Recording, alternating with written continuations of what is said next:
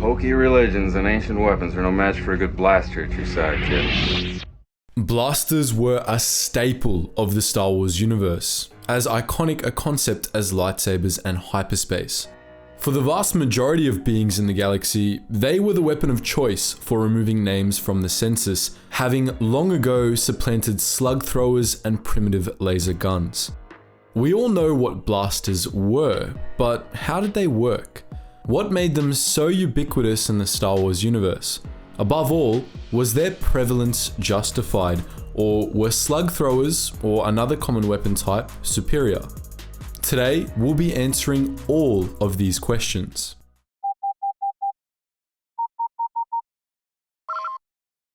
Attention, Sergeant on deck! Blaster technology was ancient by the time of the Clone Wars, but it was lost to the wider galaxy for most of Republic history. The first blaster weapons were designed by the Rakata for use by their war droids, but the technology was mostly lost when the Infinite Empire collapsed and the Rakata retreated back to their homeworld.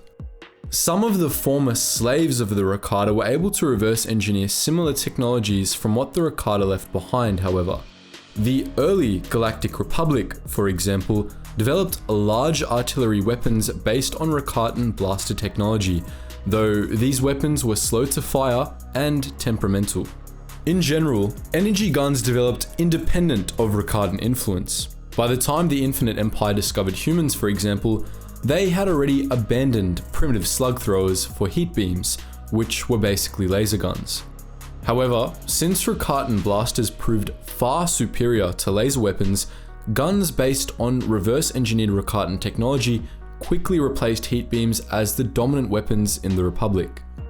The first attempt at making Rakatan-style, infantry-scale blasters in the Republic was the beam tube, a large, bulky weapon that required a backpack-mounted power supply.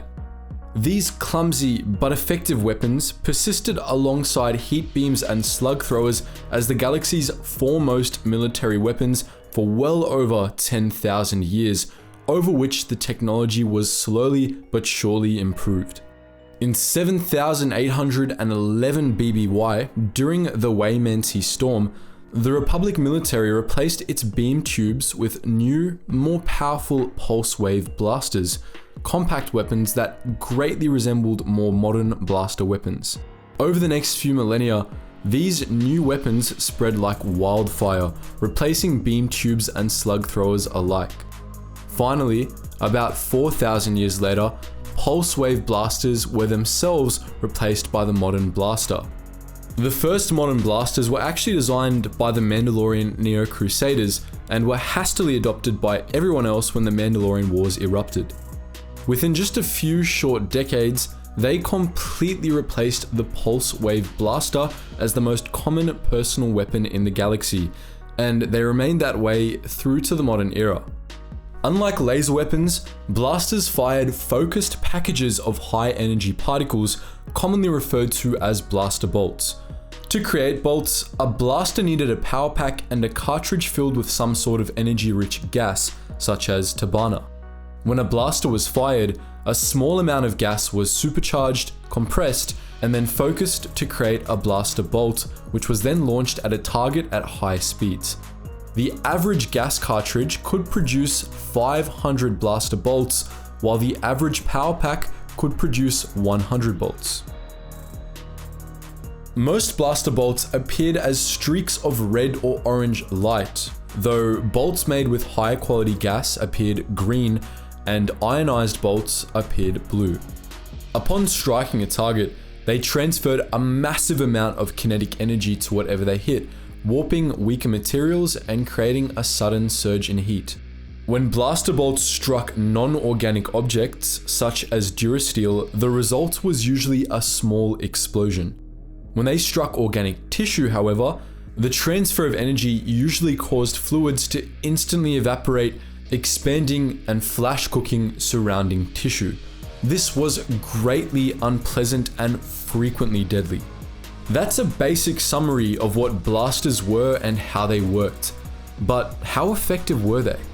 Well, as you might imagine, that varied from blaster to blaster. Blasters could vary wildly in terms of how powerful they were, ranging from small holdout blasters that did very little damage to heavy repeating blaster cannons, which could blast through duracrete walls or hollow out your chest in a single shot. The same was true for things like firing speed, range, and accuracy. There wasn't really such a thing as an average blaster, no more than there's such a thing as an average firearm in the real world.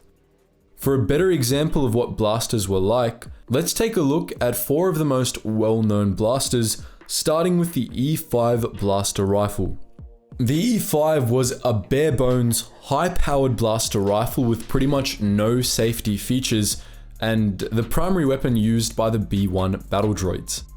It was known for being able to fire more rapidly than blasters that weren't dedicated repeaters, though this tended to cause the weapon to overheat.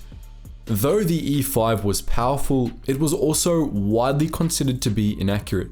The E5 was regularly seen opposite the DC-15A, the blaster rifle that served as the weapon of choice for the Republic's clone troopers. To contrast with the E5, the DC-15A was highly accurate, and when tripod mounted, it was effective at ranges of up to 5 kilometers.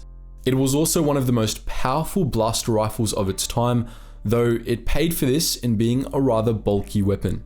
Both the E5 and DC-15A could fire 500 shots before they needed to be reloaded. The E11 blaster rifle could be best described as a merger of the two designs and was commonly employed by the Imperial Stormtroopers. It was about as powerful as the DC-15A and could blast chunks out of duracrete at its highest power settings, but its more compact nature meant that it took on some of the drawbacks of the E5. The E11 was said to be inaccurate, and its range was nowhere near that of the DC-15A, with a maximum range of just 300 meters. The A280 blaster rifle, a favorite of rebel soldiers during the Galactic Civil War, had a similar set of strengths and weaknesses. As a whole, blasters tended to focus more on damage output than on other attributes. While blasters could be effective at ranges far greater than slug throwers, since slugs were ballistic and blaster bolts weren't, most of them had limited ranges. For the most part, only repeaters, which were large, heavy blasters designed explicitly for rapid fire, were capable of high rates of fire, so speed usually wasn't much of a focus for your average blaster either. Nor, for that matter, was accuracy, since blaster bolts required far less accuracy than slugs or lasers to kill. Certain groups of Star Wars fans tend to criticize blasters for being useless, or even inferior to slug throwers, which is to say real-world firearms.